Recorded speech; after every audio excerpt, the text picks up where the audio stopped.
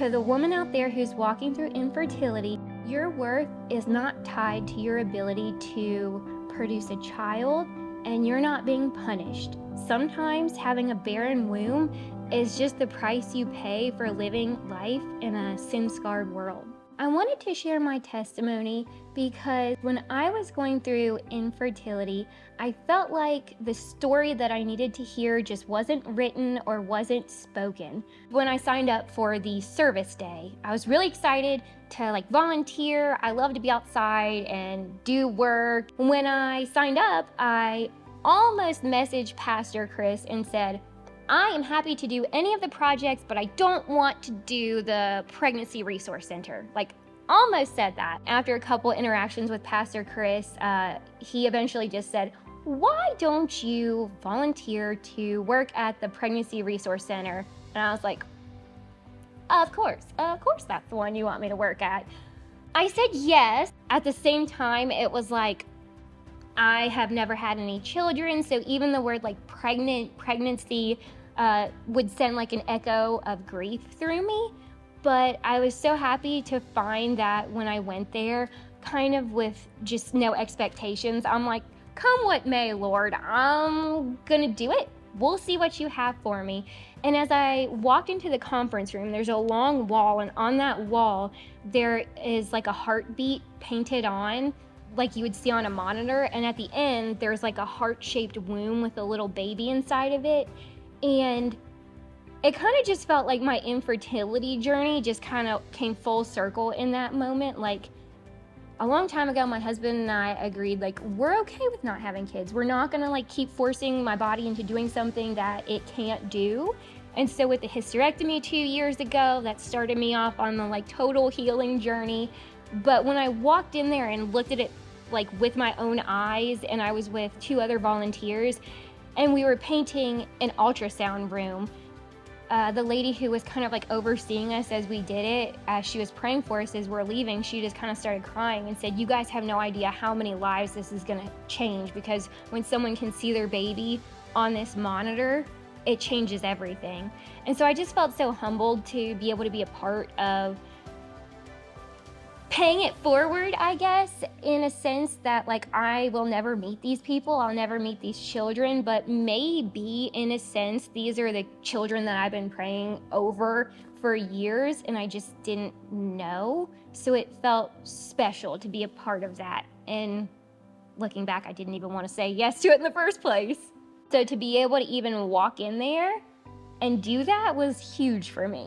Everybody has something big in their life that they have to choose. This is the moment that it's too big, it's too scary, and it's too monolithic for me to face on my own.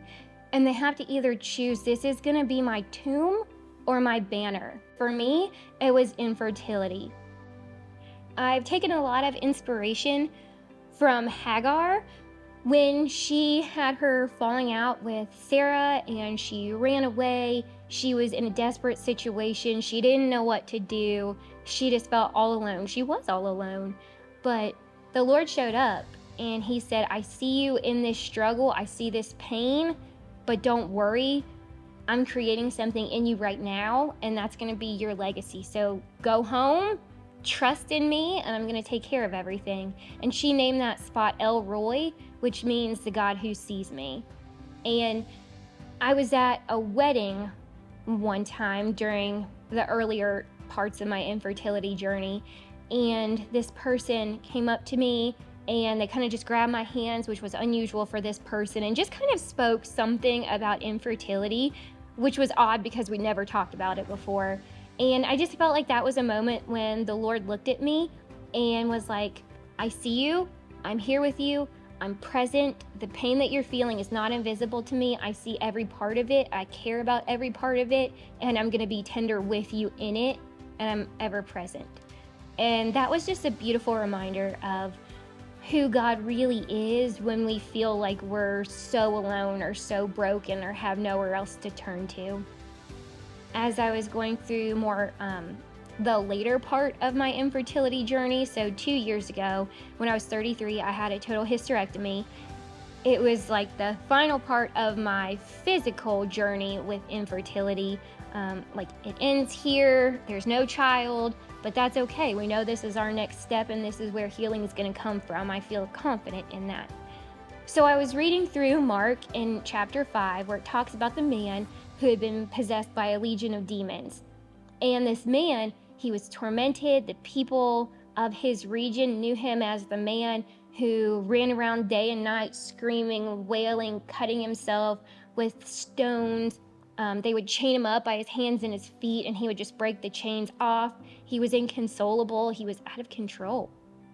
And so when Jesus showed up and Jesus cast out the demons, he was restored to his right mind. He was given peace, and he just was a completely different person. So when the townspeople came to kind of figure out, hey, what happened to the 2,000 pigs that rushed off the side of the cliff, they were shocked at the change they saw in the man who had once been so out of control. The man looks at Jesus when Jesus is getting ready to go on his next missionary journey, and he says, Jesus, let me go with you. And Jesus answered him, and I just imagine Jesus's answer being so tender and full of love, but also being firm and saying, I want you to stay here. I want you to go home. And I want you to tell everybody about the mercy that the Lord has had on you and tell your story here. And so when I was trying to figure out, like, what are my new dreams? What does my new life look like? How do I accept the fact that my husband and me is a family unit? Like, we are enough as we are. Because I just wanted to, like, run away. I wanted to be like, let's start over. Let's go on the mission field. We've talked about it before. Like, let's just get something else going. And I was kind of frustrated when I read this. And I'm like, really, Lord? You want me to stay here? You want me to just do the same thing every day, but you want me to do it with grace and with contentment? That sounds a lot harder than going somewhere else and just starting over. And so, as he's always comforting and always kind and always patient, he's like, yes, I want you to stay here. I want you to show up each and every day.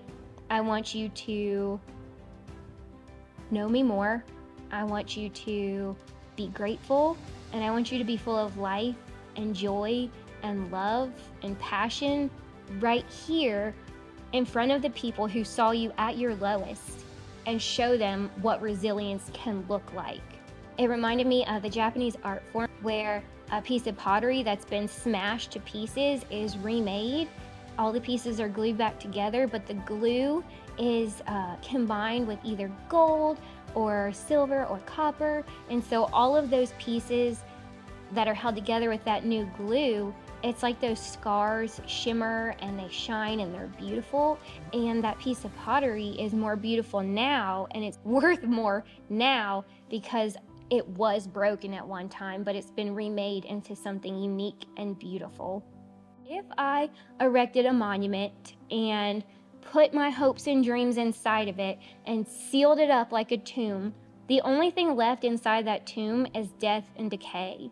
If I chose a banner is alive and it whips around and it soars in the wind. So what I had to decide with infertility, and what everybody else has to decide with their something that's really big, is how am I going to respond to this? Am I going to take my dreams and put it inside a tomb and become bitter and let it decay?